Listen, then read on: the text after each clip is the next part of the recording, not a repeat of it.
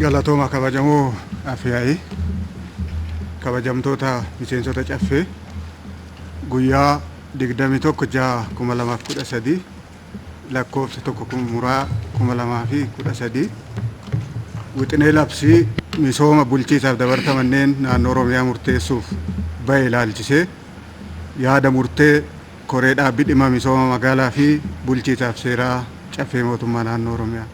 Ifama sagaleen hin dhaga'amu sagalee xiqqoo itti dabalaa warri sirreessitan.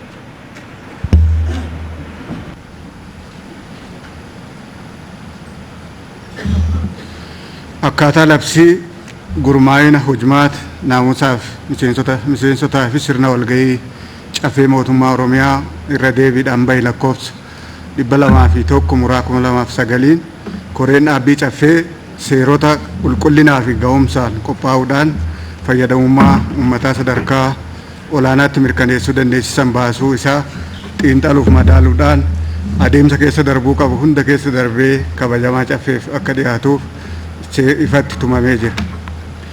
Haaluma kanaan wixineen labsii misooma bulchiisaaf dabarsa manneenii kun adeemsa ittaanu kana keessa darbee bilchinaan ilaalamee kan dhiyaate ta'uusaa ibsuu barbaada. Tokkoffaa gaafa 25/5/2013 dubbisa duraatiif koree qindeessituu caffeetiif dhiyaatee irratti mari'achuudhaan gara koree dhaabbii dhimma misooma magaalaa fi bulchiisaaf seeraa caffeetti kan qajeelfame ta'uu. Lammaffaa gaafa guyyaa 2/6/2013 wixinee qophaa'e irratti miseensonni koree dhaabbii misooma magaalaa fi bulchiisaaf seeraa caffee irratti mari'achuudhaan wixineechi akka gabbatuu fi dhimmoonni sirreeffamuu qaban akka sirreeffaman mariin bilchinaan irratti geggeeffameera. Gaafa guyyaa 3/6/2013 wixinee qophaa'e irratti yaada uummataa sassaabuu yookaan pabliik hiringiin geggeeffamee yaadni wixinicha gabbisu ogeeyyii seeraatii fi qaamolee dhimmi ilaalu irraa bal'inaan fudhatamee jira. Dabalataanis weebsaayitii yookaan narsarii caffee irratti fe'uudhaan yaada hawaasaa sassaabuuf akkasumas gara mana marii magaalaatti gadi bu'ee mariin irratti geggeeffamee yaadni galtee ta'u fudhatamee jira. Gaafa 6/7 guyyaa 2:1 jechuudha yaada waltajjii armaan olitti dhiyaate irratti ture tokko tokkoon qabachuun dura bu'oonnii fi ogeessonni akkasumas gorsitoonni seeraa waajjira caffee Oromiyaa hubachiiftonni mana hojii abbaa alangaa waliigalaa waajjira pirezidaantii mootummaa naannoo Oromiyaa akkasumas biiroo misooma magaalaaf manneen Oromiyaa irraa bakka argamanitti wixinichi keessa deebi'ee ilaalamuudhaan yaadaaf teeknikaan fooyya'ee akka dhiyaatu ta'eera. Dhumarratti gaafa 17/6/2013 dubbisa lammaffaatiif koree qindeessituu caffeetiif dhiyaatee gadi fageenyaan irratti mari'atamuudhaan gara kabajamaa caffeetti dhiyaatee akka ragga'u murtaa'ee jira.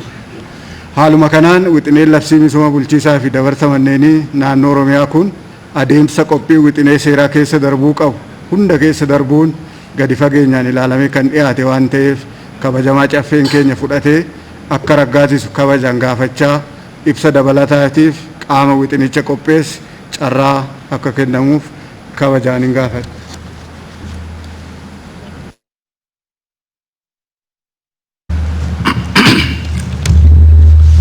Galatooma kabajamoo afyaa'ii kabajamtoota miseensota caffee wixineen labsii misooma bulchiinsaaf dabarsa manneenii akka biiroo keenyaatti qophaa'ee karaa kanaan akka dhiyaatuuf carraa argachuu kootiif galata guddaa isinii qabu irra deebiin ibsa. Akka waliigalaatti yoo ilaallu tarsiimoo misooma magaalaa galmaan ga'uu keessatti tokko kan ta'eef murteessaallee kan ta'e rakkoo jiraattota magaalaa hiikuudhaaf misooma manneenii akka babal'ataniif misooma manneenii kana ammoo carraalee magaala keessatti uumamu carraa hojii uumuu bira dabrees jiruuf jireenya hawaasa magaalaa akka fooyya'u taasisuudhaaf tarsiimoo guddaa akka magaalaatti hojjetamaa dhufeedha. Haa ta'u malee keessattuu rakkoo manneenii kana hiikuuf mootummaan tarkaanfiiwwan adda addaa fudhachaa turellee rakkoon kun bu'uurarraa hiikkachuu waan hin dandeenyeef rakkoo seeraas kan qabu waan ta'eef rakkoolee kana hiikuudhaaf jecha wixineen kun qophaa'ee rakkoo manneen jireenya magaalaa keessatti dhiyaataa jiru amala kanaan dura baratame irraa karaa adda ta'een yoo hin deemamne haala qabatamaa guddinni keenya amma irra jiruuf magaalonni keenya babal'achaa dhufan wajjin wal qabatee jiruun rakkinicha kana hiikuudhaaf wixineen kun kan barbaachise ta'uu isaatiidha kan kaasu. Kana keessatti keessattuuyyuu labsiiwwan bulchiinsaaf dabarsa manneenii wajjin wal qabatee kanaan dura karaa faca'een bahaatiin ture iddoo tokkotti akka dhufee gurmaa'ee fayyadamummaa uummataa karaa mirkaneessuu danda'uun hojiirra akka oolu taasisuudhaaf karaa kan biraatiin ammoo sirni itti fayyadamummaaf akkasumas lafa manneen jireenyaatiif oolu qisaasama malee akka hojiirra oolu taasisuuf magaalonni keenya gara dalgee guddachuu irraa hafee magaaluma keessatti misoomni manneenii akka babal'achaa deemuuf isa kana karaa guutuu ta'een hojiirra oolchuudhaaf kan barbaachise ta'u karaa kan biraatiin misooma manneenii irratti qaamni hirmaataa ture mootummaa qofa waan ta'eef qaama misooma manneenii irratti hirmaachuu danda'u babal'isuun keessattuu qonnaan bultoota keenya horsiisota bultoota keenya naannoo magaalaatiif daangaa magaalaa irratti argaman lafa isaanii kanaan dura ijaarsa manaatiif irraa fuudhamaatiin ture ofii isaaniitii iyyuu qabatanii carraa misooma manneenii kana keessa akka ta'uu galuu danda'aniif dhiyeessiin manneenii qaamolee qonnaan bulaa yookiin horsiisee bulaanillee akka dhiyaachuu danda'u carraa kanallee as keessatti akka babal'achuu danda'u taasisuudhaaf akkasumas qaamoleen adda addaa toora ooltummaadhaanis misooma manneenii irratti hirmaatanii carraa misoomni manneenii qaamolee hundaan as keessatti babal'achuu danda'u hojiirra akka oolu taasisuudhaaf karaa kan biraatiin sirni dabarsa manneenii kenna iftoomina waan hin qabneef loogii irraa bilisa taasisuu waan dadhabameef manni mootummaa yeroo adda addaa namoota adda addaatiin kan fudhatamaa turaniif bulchiinsi isaallee iftoomina kan namni seerri mataa isaa danda'e karaa guutuu ta'een bahee hojiirra ooluu kan hin jirre ta'uu isaa karaa kan biraatiin ammoo mirgaaf dirqama fayyadamtoota manneenii kanaa kan ta'anis mirga isaanis beekanii dirqama isaaniillee beekanii bahuu wajjin wal qabatee qaawwi seeraa kan jiru ta'uu isaa karaa kan biraatiin manneen daldalaa keessattuu manneen mootummaa daldalaaf namoonni dhuunfaa qabatan hanga umrii dhumaatti isaanuma qofa harka waan turuuf fayyadamummaa uummataa mirkaneessuu keessatti rakkoo waan ta'eef inni kunis fayyadamaan mana daldalaa tokko hanga yoomii itti fayyadamee kaaniif ammoo dabarsee kennuu qaba jedhu keessattuu carraa hojii uumuu dargaggeeyyii manneen barnootaa irraa sadarkaa adda addaatiin eebbifamanii bahanis akkasumas qonnaan bultoota keenya adda duree ta'anii investimentiif gara magaalaa galan keessatti illee carraa as keessa akka argachuu qaban qaawwi seeraa kanaaf banaa ta'e waan hin jirreef kunis banaa ta'ee fayyadamummaa uummataa karaa hundaan namoota muraasa harka kan ture namni hedduuyyuu asirraa fayyadamuu akka qabu taasisuudhaaf karaa kan biraatiin ammoo harka qalleeyyiin manneen gandaa keessa jiraatan akkuma magaalli babal'achaa dhufaa jiruun manneen gandaa ammoo yeroo gara yerootti moofaa deemuu wajjin wal qabatee isaan kan irra deebanii misoomsuun manoota sadarkaan isaa eeggate namoota mana kana keessa jiraniif ijaaraa misoomni bal'inni misooma ammoo manneen kana keessatti karaa guutuu ta'een akka hojiirra oolu taasisuudhaaf karaa kan biraatiin ammoo manneen ijaaraman kunis ta'e lafoonni ijaarsa manaatiif dhiyaatan haala qabatamaa amma jiruuf dhiyeessiin lafaa qofa rakkoo manneen jireenyaa hiikaa kan hin jirreef dhiyeessiin faayinaansii hammaataan kan jiruuf even namoonni hanga ammaallee lafa argatan manaayyuu ijaarachuu waan hin dandeenyeef kan ammoo hiikuudhaaf mootummaadhaaf dhaabbileen misoomaa faayinaansii qaban walii hidhuudhaan akkamiin rakkoon kun hiikachuu danda'a ka jedhu hiikuudhaaf walumaa gala rakkoolee amma kaase kana seerummaadhaaf uwwisa seeraa akka argatu taasifamee rakkoolee kenna tajaajilaa akkasumas haqummaa misooma manneeniitiif bulchiinsa manneenii magaalota keessa jiru karaa guutuu ta'een hiikuudhaaf seeraan deeggaramuun barbaachisaa waan ta'eef isa kana giddu galeessa godhannee yeroo adda addaatti qorannaan bal'aaniif haalli qabatamaa addunyaa irra jirus biyya keenya keessa jirus fedhiin mana wajjin jiruuf dhiyeessiin ammoo jiru wal simsiisuu dadhabuudhaan gaafileen hedduu magaala keessa ka'aa jiru yeroo adda addaatti heddummaachaa dhufuu isaa waliin kan ammoo garagalchanii ilaalanii qaamni hundumtuu asirra hirmaatee akkuma misooma biraa irratti hirmaatu misooma manneenii irratti hirmaateetiin rakkoo kan akka furuu danda'u taasisuudhaaf labsiin kun kan barbaachisa ta'uu isaa itti amanuudhaan kabajamtoonni miseensonni caffees rakkoo kanaan dura ka'aa turaniif kanaa wajjin wal qabatee hanqinnaalee manneen jireenyaa wajjin dhiyaataa jiru kana furuudhaaf labsii kanaan uwwisa akka nu argatuuf wixinee labsii kana akka nu mirkanaa'uuf kabajaa guutuun angaafadhaa galatooma. Hayyee galatooma.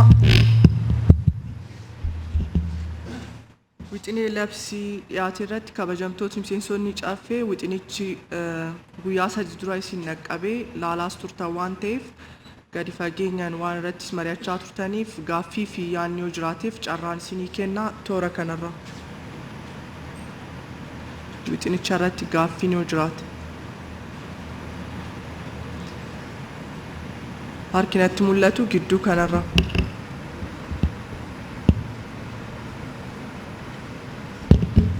Kabajamoo achi jirtan.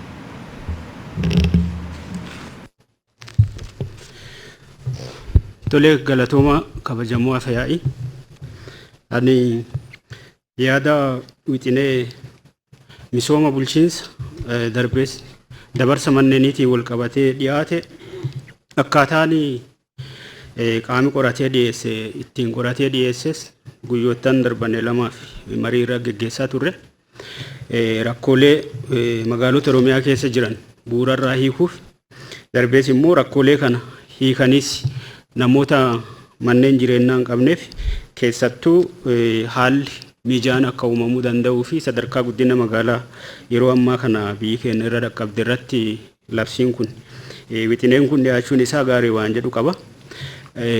Dhumarratti dhimmoonni odoo ibsitti kenname wixinee labsii kana keessatti akkamitti ilaalamee darbees immoo labsiin kun yeroo mirkanaa'ee gara faayidaa qabaasaaf hawaasi gara hojii qabatamaatti wixinee labsii kana guutuma guutuutti yeroo itti galu irratti dambiin labsii kana booda harkifatee rakkooleen duri turan akka ittiin fufnee fi akkamittiin ariitiidhaan dambiin qajeelfame ba'ee gara raawwitti galamuu danda'a wanti jedhu odoo ibsitti kenname waan jedhu.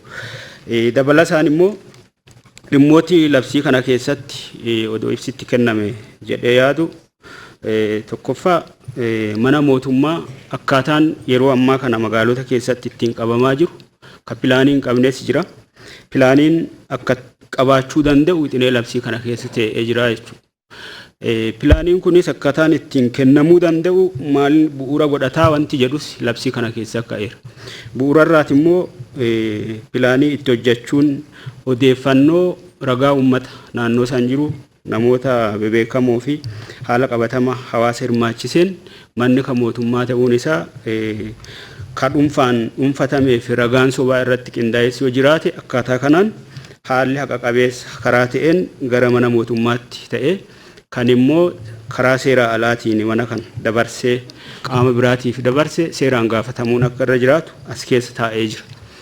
Kanaaf haaloti yeroo ammaa kana magaalota Oromiyaa keessa jiru dhugaan qabatamaa wixinee kana keessatti tumame akkuma jirutti ta'e inni kunis hawaasi uummanni Oromoo magaalota keessa jiru gaaffii kanas wixinee kanas baay'ee akka deeggaru amantaan qaba. Sirrittis wixinee deeggaramuu jedhee taman.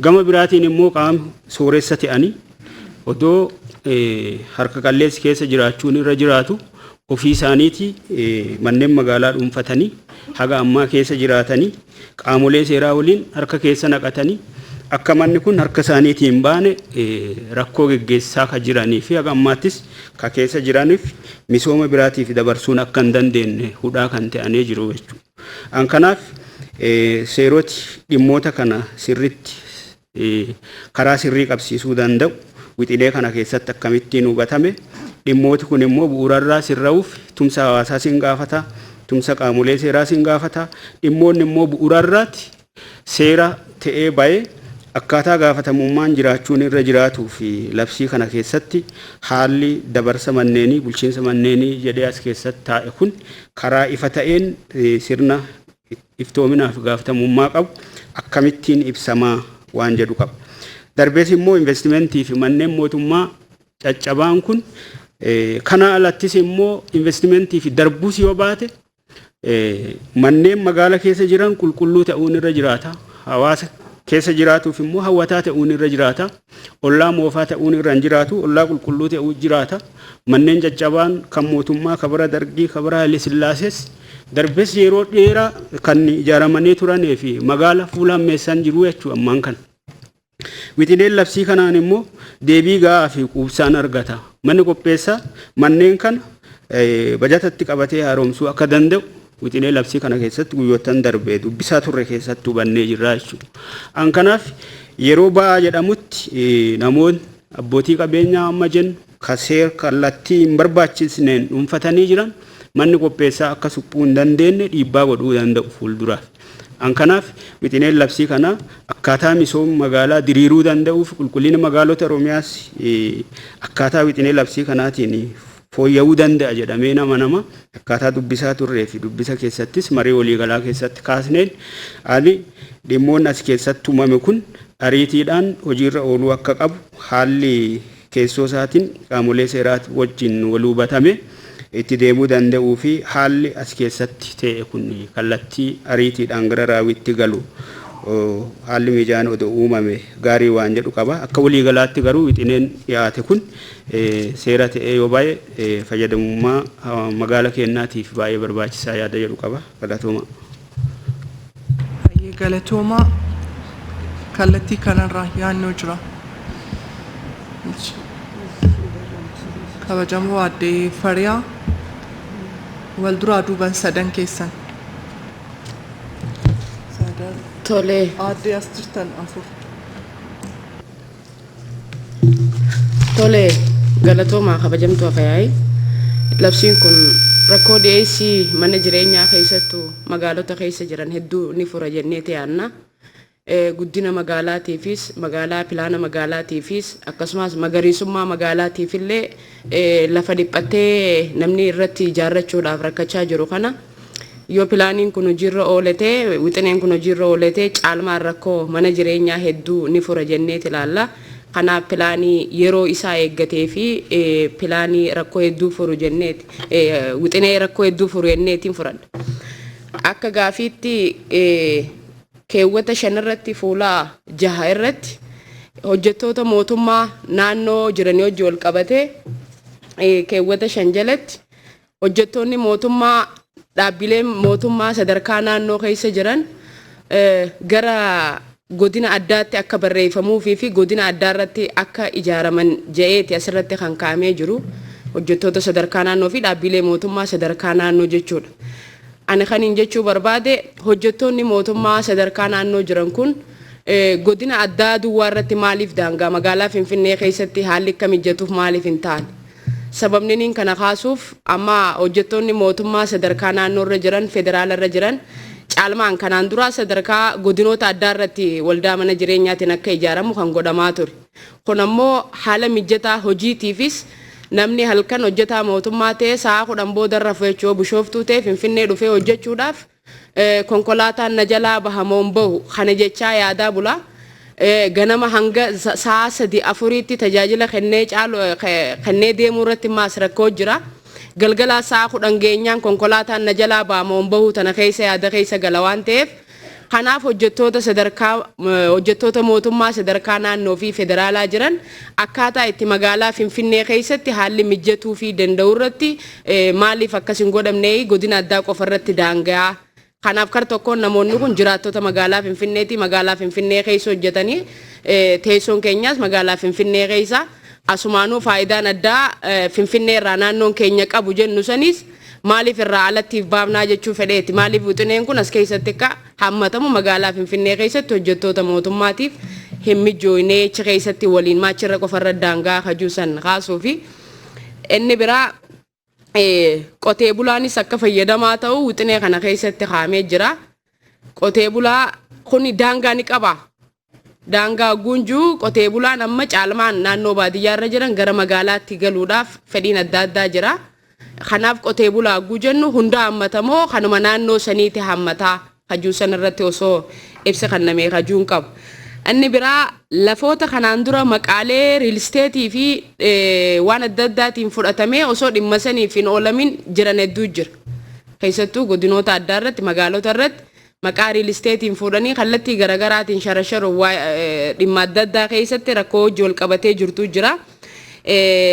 Lafoonni akkasii kanaan dura dhimma riil isteetiif qabamee osoo dhimmicha saniif hin oolin hafe as keessatti akkamitti labsichi kun akkamitti hiikaa kajuu xumura irratti waanuma obboleessa kiyya kaase labsiin kun rakkoo mana jireenyaa hedduu furuu danda'e waan ta'eef hatattamaan dambiin itti baatee akka dafamee gara hojiitti galamoo hojii wal qabatee maaltu yaadame kajuusanii galatooma. Galatooma kabajamoo afayai wixinee labsii misoomaa bulchiinsaa Aadde Fariyaa cinaa kan jirtu kan argama. Obboleessa koo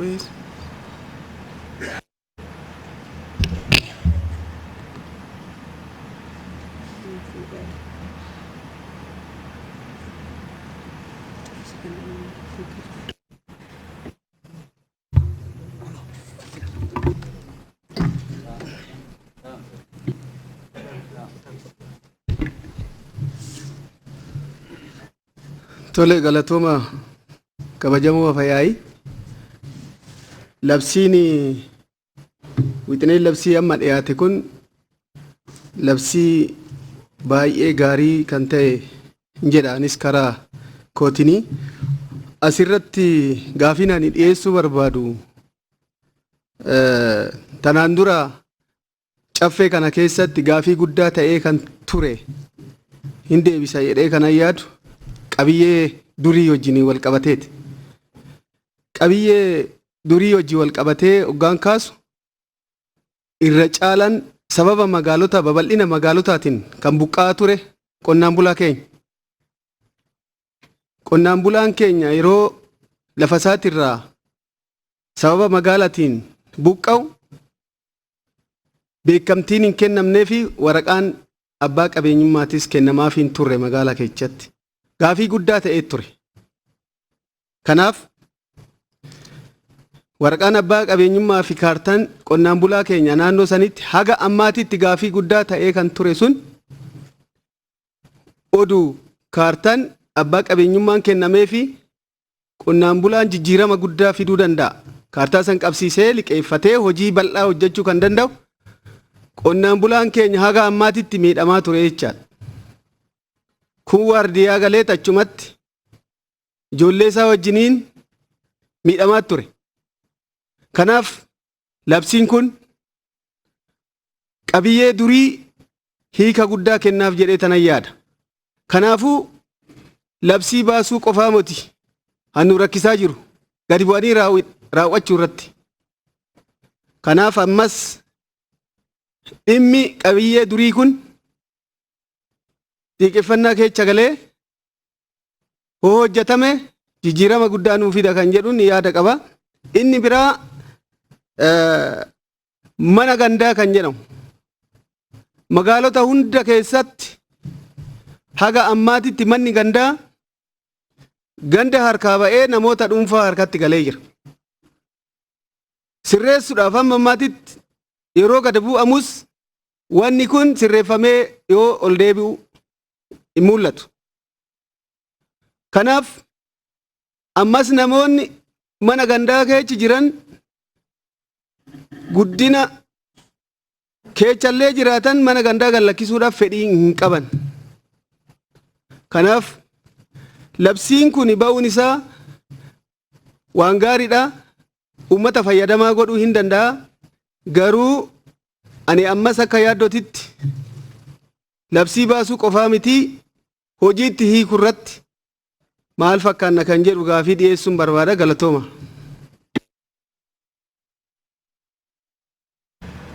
Sadaffaa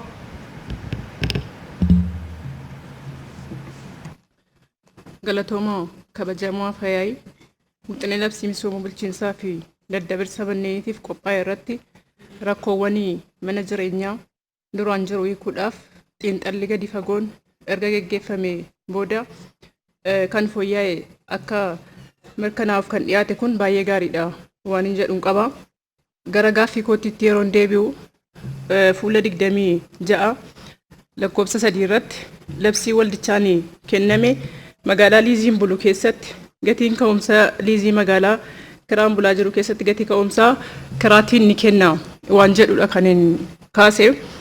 Kana kaasuu wanta barbaadeef bara 2004 labsiin liizii 721 muraa bara 2004 bahe irratti bara 2007 akka aanaa keenyaatti carraa mana jireenyaa argachuuf jecha dorgommiin taasifamaa ture jechuudha. Dorgommii sana taasifamaa ture keessatti namni carraa mana jireenyaa sana argachuudhaaf waan barbaadaa jiruuf jecha qarshii 5,000, qarshii 4,000, qarshii 3,000 kan dorgomaa ture ta'uu isaati jechuudha. Sana keessatti amma isaatii ammaatti waggaa 6 ka'umsuma yeroo sana kaffalee ala hanga har'aatti ittiin deemamne yookaan itti deemamuu qofa osoo hin ta'in galii bulchiinsa magaalaa irrattis dhiibbaa guddaa fidaa jira. Sababa ka'umsa gatiin sun ol ka'eerraan kan ka'edha. Kanaaf akkuma amma kan waldaatiin ka'umsa liiziitiin kaffalu jedhu san kan jara sanaas liiziin nama mana 112 wayitii akka aanaa keenyaatti naannoo sanaatti wajjiniin wal qabatee yoo ka'umsa liiziitti deebi'ee kaffalame maal rakkoo qabaa waan jedhu sana yaadni irratti kennamee waan jedhu kaasuu barbaadetanii galatooma.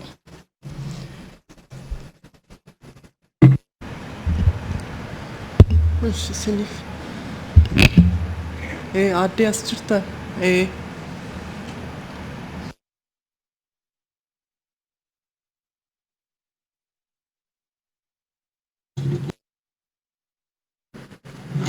Labsiin kun waan nama gammachiisu. Tanaan durallee labsameetuma jira. Garuu haa jiraatu malee galma hin geenne. Amma immoo yoo galmaan gaan namni amma hojii dhabeeyyiin harka qal'eeyyiin ka gaafa mana kiraa keessaa abbaan kiraa keessaa yaase bahee barandaa jala bulutu jira. Rakkataan hadha rakkatee humnaan bulu. Ka ilmi isaa waan nyaatu hin qabne mana waan keessa galu hin qabne. Odumaa labsiin kun akkanatti bahee amataan jiru barandaa jala bula. Rakkataa jira ilmi namaa horee lafarra hafe. Garuu magaalota keessa yoo arginu ka barandaa jala bulutu jira. Labsiin kun eega bahee waan gaariidha. Akkana yoo itti hojjetame waan nama gammachiisu. Akkuma mana keessaa ka'e yoo ittiin hojjetamin ammallee uddamsan nuuf jirti ka jedhu yaaddu. Harka qal'eeyyiin hojii dhabeeyyiin kadha rakkataa jiru baay'eetu jira. Akka aanaa keennatitti. Garuu akka aanaa odoon taane akka guutuu biyyaatittu inni waan gaariidha. Yoo akkanaan itti sufe yoo rabbi nuu godhe wanti adda labsameetiin miseensi caffee kun itti tumee caffeen tume wanti duuba deebu garuu hin jiraannatti hin fakkaanne inni waan gaariidha. Akkanuma itti nu haasufamu jedhaani gabaabamatti. Baay'ee illee haasa'uunidha. Hayyee galatooma dhimmoota mana keessaa kabajamaan caffee kaasirratti hubachiistotni yaada akka kennitaniif isiniin affeeraa wal duraa duubaan yaadatti kennu.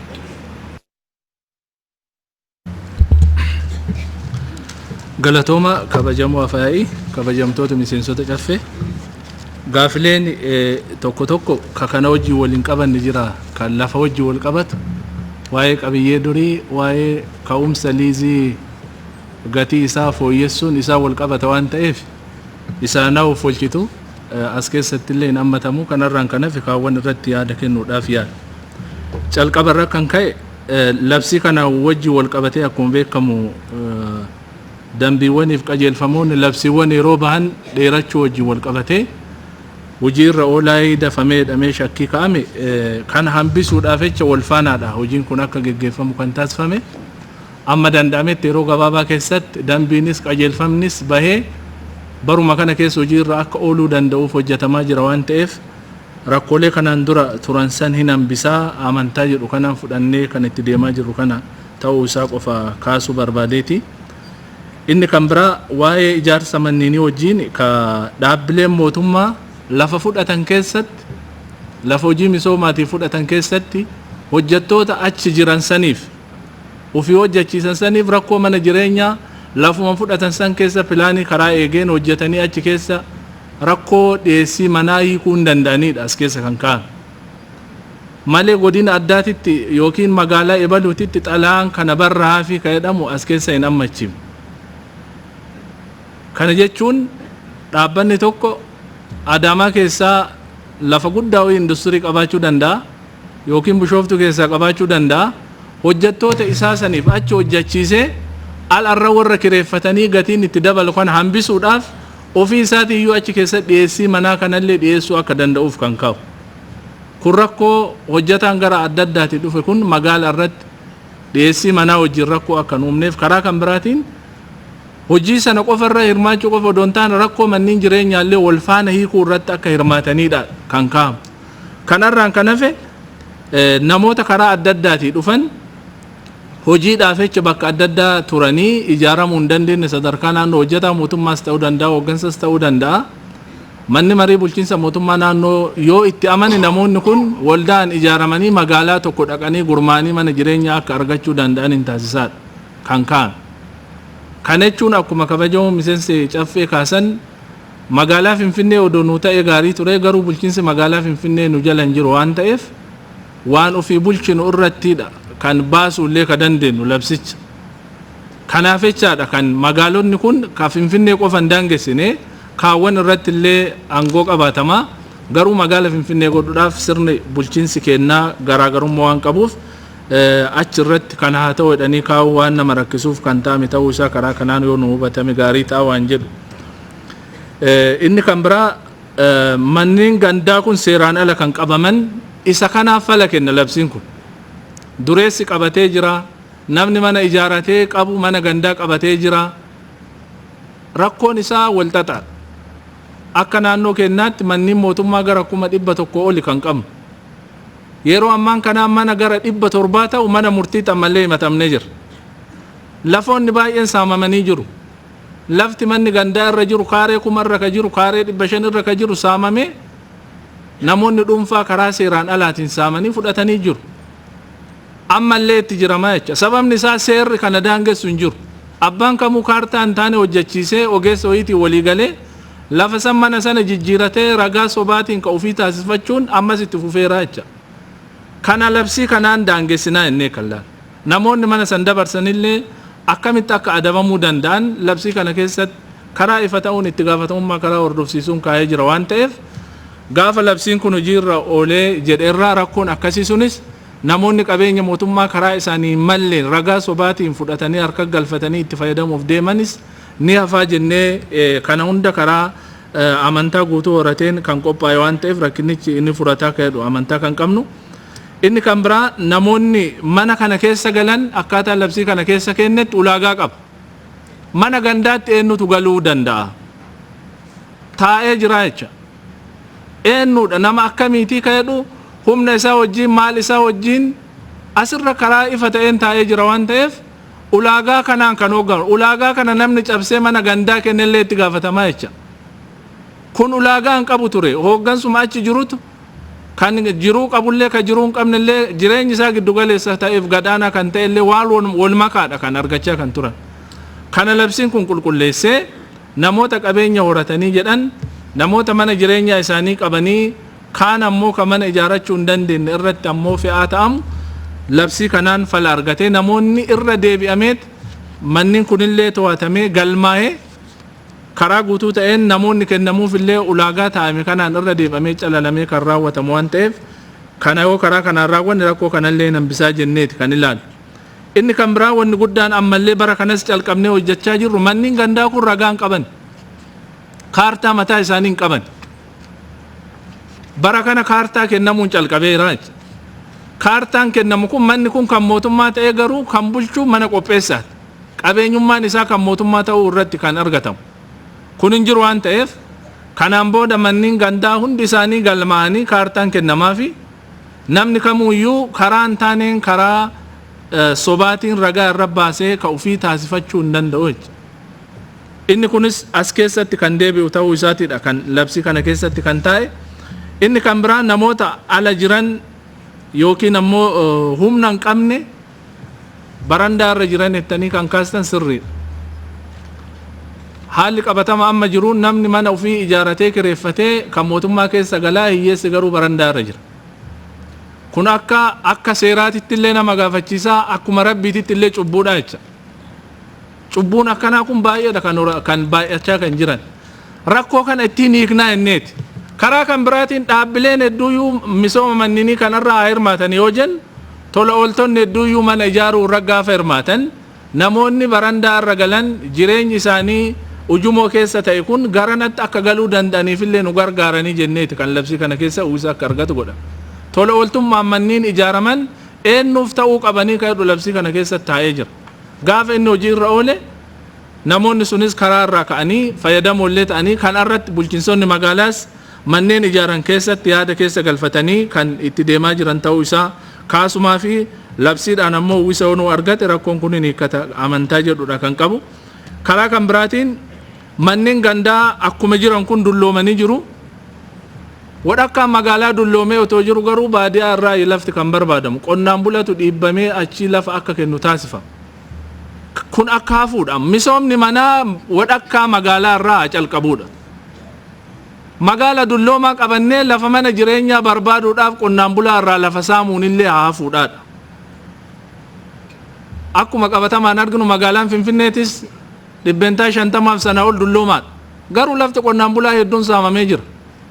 Hin misooma taanaan magaalli lafa maqaa mana gandaatiin qabamee dulloome misoomee sana booda immoo dhawaataan hin barbaachisa taanaan lafa dabalataa barbaaduudhaaf bahamaa malee dura gara keessaatti itti deebinee misoomni manaa kun akka hojiirra ooluu danda'u manneen dullooman akka ka'u mirgi namoota mana sana keessa jiranii ammoo manneen istaandardii isaanii eeggame ijaaramee misooma biraatiif illee manneen kun hin barbaadan taanaan akka ooluu danda'uuf namoonni mana kana keessa jiraatan humnaa qabaatanii haadhabanii namni mana lammaffaa mana magaala keessaan qabne mirga guutuu mana bakka bu'iinsaa argachuuf qaba. Kana labsii kana keessatti karaa mirga namaa sharafamuu hin dandeenyeen taa'ee jiraacha. Kana yoo goone rakkoon kun karaa kanaanis ni hiikkataa jennee kan ilaalle. Inni kan biraa qonnaan bulaa wajjin wal qabatee kan ka'e wanda addaa nuti goone qonnaan bulaan lafatu irraa fudhatamaa malee lafti irraa fudhatamee riil isteetiidhaan abbaa qabeenyaati kennama malee qonnaan bulaan ofii isaatii qabatee mana misoomsee kireessaa jedheetiin yaadni akkasiis hin jiru hojmaan akkasiis hin jiru. Nu amma hin goona ka jenne magaalli babal'atee bahee fedhiin mana jireenyaa hin jiraata taanaan qonnaan bulaan ollaa magaalaatiin lafa isaa qabu misooma manaatiin lafa isaa san ofuma isaatii qabatee ofuma isaatii invest irra godhee manneen jireenyaa magaalatti dhiyeessuudhaan mirga akka qabaachuu danda'udha kan kennu. Kana jechuun qonnaan bultoonni walii ijaaramanii akkuma ijaaramanii magaalaa keessa adda duroonni magaalaa keessa galanii investimentii adda addaa irratti bobba'aa jiran qonnaan bulaa yookiin horsiisee bulaan illee investimentii dhiyeessii misooma manneenii irratti bobba'uudhaan mirga qabaachuu qaba.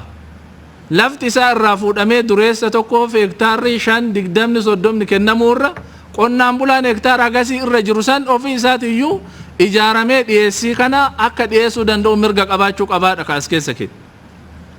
Kanaaf inni kun yoo kun hojii irra oole buqqaa'insi qonnaan bulaa wajjin wal qabateetiin ka'u akkuma beekamu egaa kan namni marra abbaa manaa ta'uu hin danda'u garuu dhiyeessiin manaa yoo bal'ate namni gatii ol simaa ta'e manallee kireeffatee jiraachuu akka danda'uuf carraan kun akka banamu taasifame waan ta'eef walumaa galatti rakkoolee hudhaalee ta'an misoomuu manneenii wajjin hudhaalee ta'an dabarsuu manneenii wajjin hudhaalee ta'an labsii kana keessa karaa guutuu ta'een hin hiika jennee itti amanamee qoratamee waan dhiyaateef kana fudhannee hojii irra oolchuudhaan dambiif qajeelfamni isaa dafnee baasnee akka mirkanaa'u taasisuudhaan yoo hojiitti jirre rakkoo karaa kanaan jiru hin hiiknaa amantaa jedhu qabna. Kun akkuma jiru ta'ee qonnaan bulaan kennas akkuma hojjetaa mootummaa nama kan biroo ijaaramee mana magaalaa irraa lafa mana jireenyaa argachuudhaaf mirgi daangessu hin jiru ifaadha jechuudha. Kanaan dura cadhifamee hojjetaa qofaaf ka ta'us amma hojjetaanis qonnaan bulaanis iddoo jiraatu isaatti ijaaramee mana magaalaa keessaa lafa mana jireenyaa argachuudhaaf mirga guutuu kan qabu. Mirga guutuu qabaachuu qofaa miti kireeffachuullee akka danda'u kennamuufillee akka danda'u manneen gandaa ka'an namoota harkaa deebi'an dursi isaanii akka ta'uu danda'u keessattuu adda duroota misoomsuu danda'aniif ka'edhus as keessatti hammatamee jira waan ta'eef rakkoo hedduu hiikaa amantaa jedhu qabna. Egaa gaaffileen kaan isaan kana liizii wajjin qabiyyee durii wajjin wal qabatee lafa yoo ilaallateeyyuu kun qabatama magaalota keenya rakkoo keessa jiranii isa kana itti deemamee kan hojjetamaa jiru ta'uma isaa kaasuu barbaadeeti oma jedhudha. Egaa gaaffileen kaan isaanuma kana ulfaadha.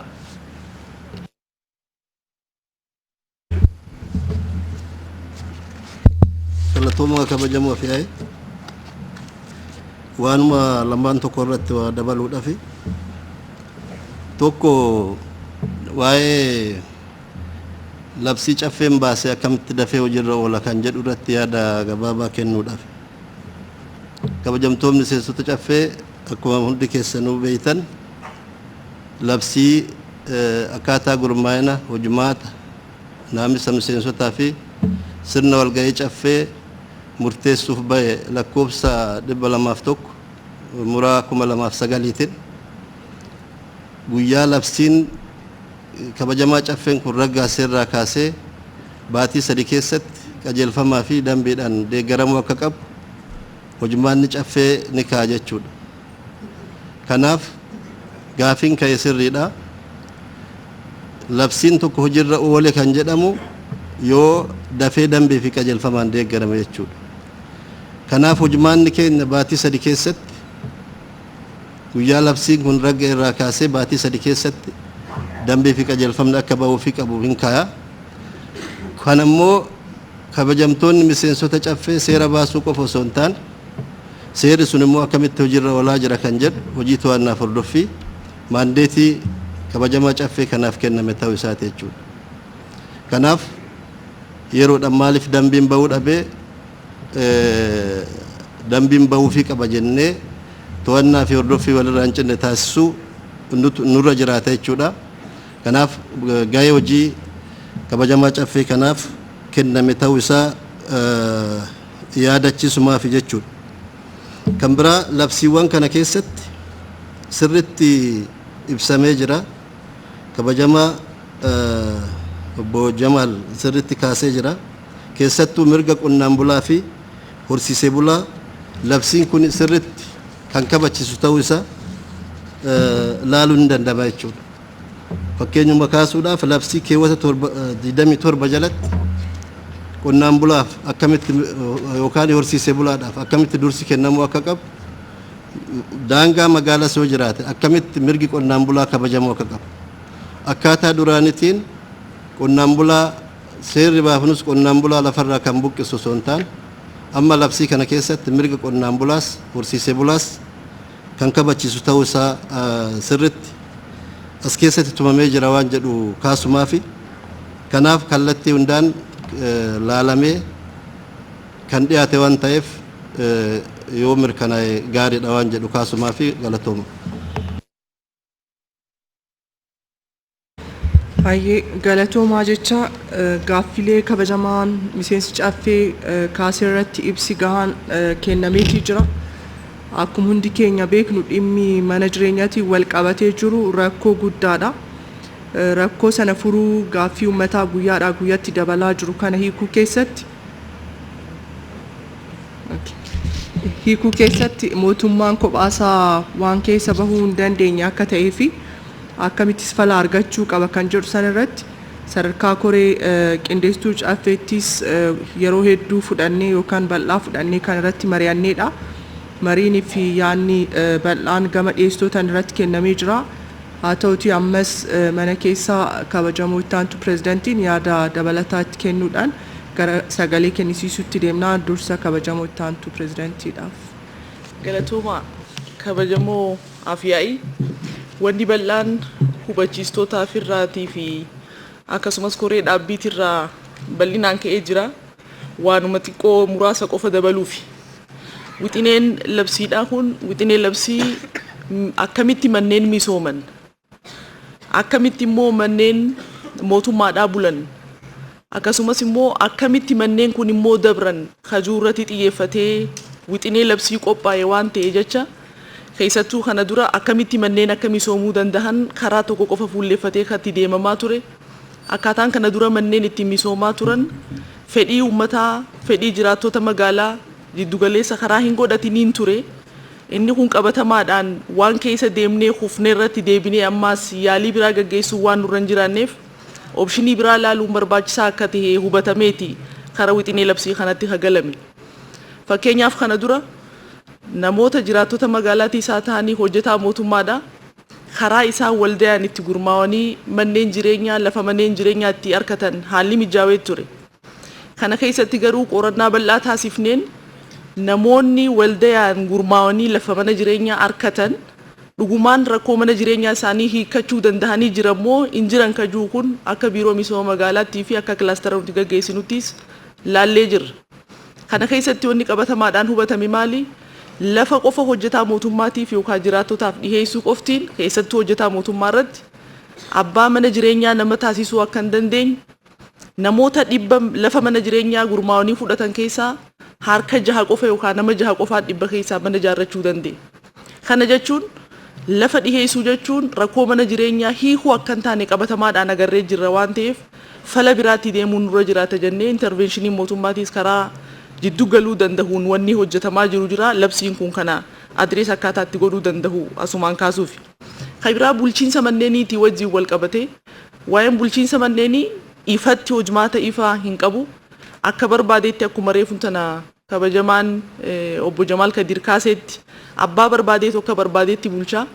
Akka carraa ta'ee manni mootummaadhaa nama abbaa aangoo qabu yookaan abbaa qabeenya qabu tokko harka seennaan yoo ilmoo dabra malee akkaataan ittiin nama san harkaa bahu hin jiru. Akkaataan ammaas taayitil diidiin yookaan immoo kaartaan abbaa qabeenyummaatis manneen mootummaadhaatiif itti kennamu keessattis rakkoo hamaadha qaba. Dabarsaa wajjinis wal qabatee hamaadhaa ture jechuudha. Kuni haqummaa jennee dubbannu kana mirga fayyadamummaa ummataatii fi jiraattota magaalaadhaa jennee dubbannu kana karaan ittiin mirkaneessuu dandeenyu tokko karaa wixinee labsii kanaatiin waan ta'e jecha wixineen labsii kun rakkoo mana jireenyaa magaalota keessa jiran keessattuu manneen mootummaatiin wajjin wal qabatanii jiran haqummaa isaa mirkaneessuu keessatti gahee olaanaa waan qabuuf jecha kabajamaan miseensonni caffee kunis akka carraa kanaan nu hubatu kaasuu barbaadeeti. Kabiraa labsiin wixinee kanaa kabajamaan caffee kun mootummaa mataasaaf danda'ee qaba.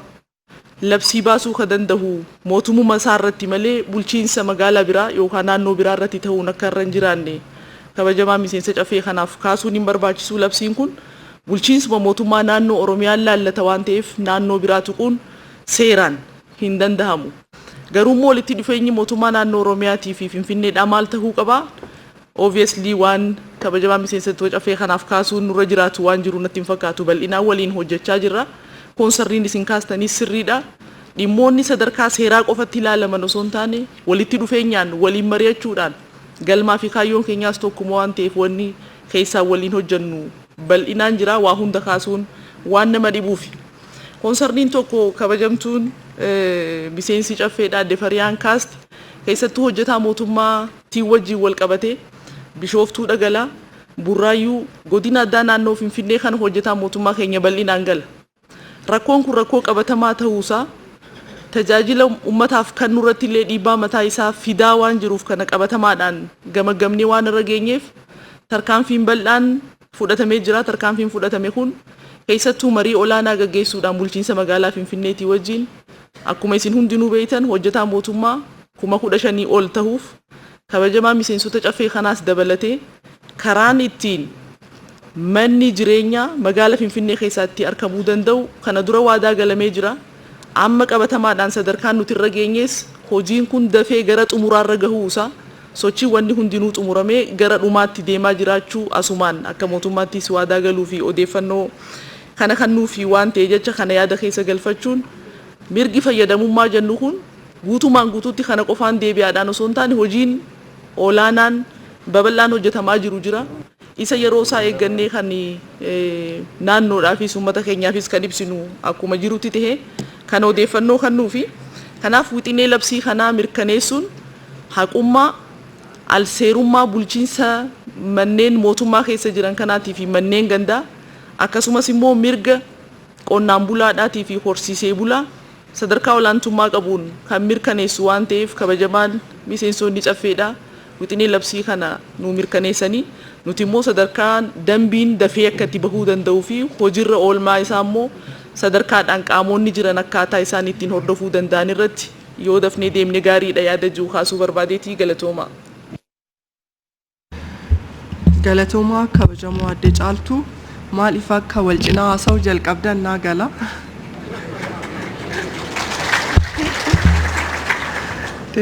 Gara sagalee kennuutti deemna ibsi gahaa waan irratti kennameef kaan addumatti mari'anna. Gara sagalee kennuutti deemna sagalee deeggarsaa.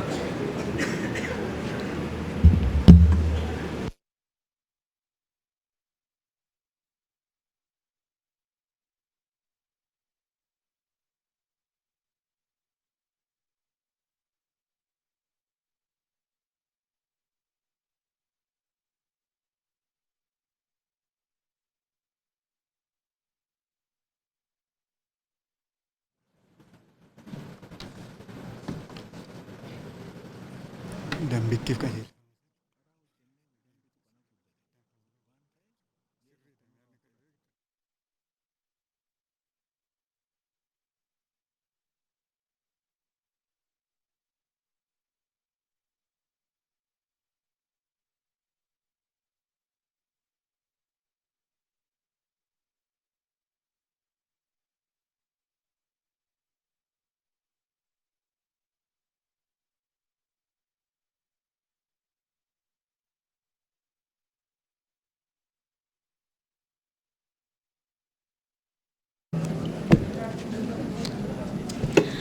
Dhibba tokkoof 54. Dhibba tokkoof 32. Dhibba tokkoof 45. Sagalee mormii.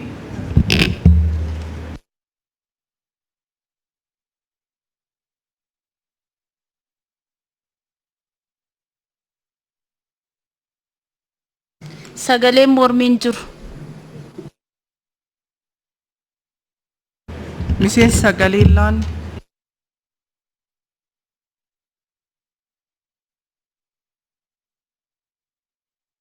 Miseensi sagalee laanneen jiru.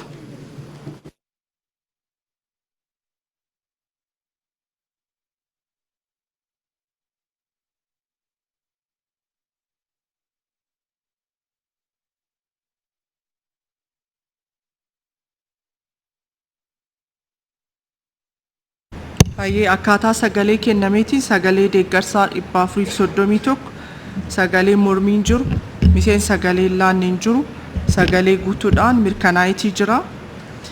Kanatti aansuudhaan wixinee labsii dhiyaate irratti lakkoofsa laannaa gubbarratti 231 muraa 2013 jettanii guutuu labsii gubbaatti. Dhumarrattis mata duree jalarratti jechuudha iddoo duwwarratti ammas 231 muraa 2013 jettu dhumarratti guyyaa itti ragga'e kan jedhu biratti gurraandhala 21 muraa 2013 jettu dhiyeessitoota wixinichaa galateeffachaa gara iddoo isaaniitti kabajaan akka nu simattaniin affeera.